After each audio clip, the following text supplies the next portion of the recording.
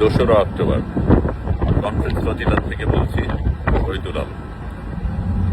আমরা গতকালকে ঝড়ের ভেতর দিয়ে গিয়েছিলাম, কিন্তু এখন ঝড় কমেছে।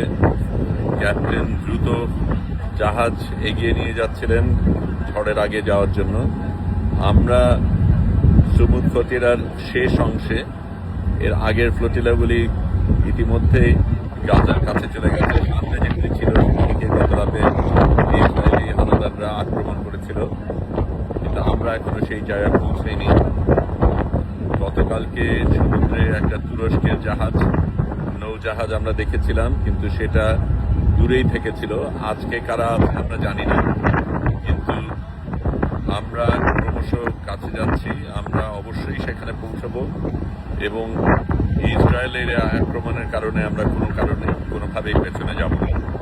এখনো সমুদ্র উত্তপ্ত, এখনো ঝড়ের আশঙ্কা রয়েছে। বিদ্যুৎ থেমে গেছে, বৃষ্টিও সকালে থেমে গেছে, কিন্তু আমরা আমাদের মতো চলছি। শহীদুল আলম বলছি, গাজার পথে।